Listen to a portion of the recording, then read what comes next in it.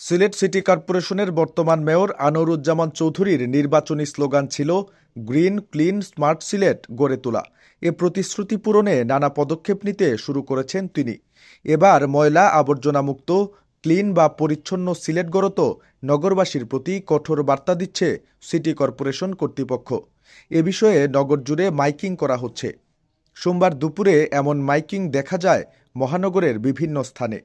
সিসিকের পক্ষ থেকে দেওয়া নির্দেশনায় বলা হয়, মহানগরের ব্যবসায়ী ও বাসিন্দাদের যত্রতত্র ময়লা আবর্জনা না ফেলে নির্দিষ্ট স্থানে ফেলতে হবে।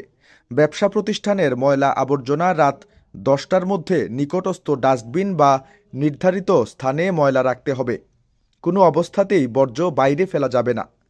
ঘোষণায় আরও বলা হয়, নির্দেশনা না মানলে বর্জ্য ব্যবস্থাপনা বিধিমালা অনুযায়ী আইন অমান্যকারী ব্যক্তি বা প্রতিষ্ঠানকে 2 বছরের কারাদণ্ড অথবা 2 লক্ষ টাকা অর্থদণ্ড বা উভয় দণ্ডে দণ্ডিত করা হতে পারে।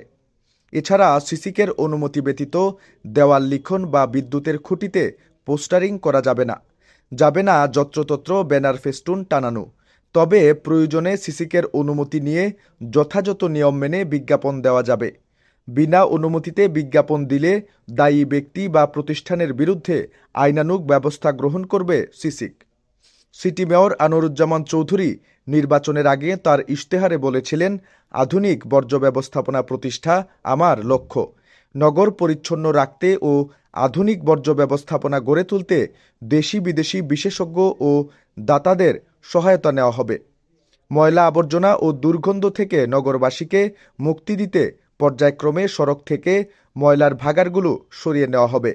এর পরিবর্তে এলাকাভিত্তিক ময়লা সংরক্ষণ কেন্দ্র গড়ে তোলা হবে। 12 বছরের রিপ্লেসমেন্ট গ্যারান্টি নিয়ে তানভীর মেটালই প্রথম বাংলাদেশে।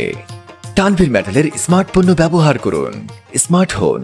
সংশ্লিষ্ট সূত্র সোমবার সিলেট ভিউকে জানায়, মহানগরের প্রতিটি এলাকায় 4 থেকে 5টি দোকান মিলিয়ে একটি করে ডাস্টবিন দেওয়া হচ্ছে ময়লা আবর্জনা ফেলার জন্য। এ কাজ চলমান রয়েছে। পাশাপাশি এ বিষয়ে জনসচেতনতা সৃষ্টির লক্ষ্যে মাইকিং করা হচ্ছে। সব এলাকায় এভাবে ডাস্টবিন দেওয়ার পর নির্দেশনা অমান্য করলে কঠোর ব্যবস্থা গ্রহণ করা হবে।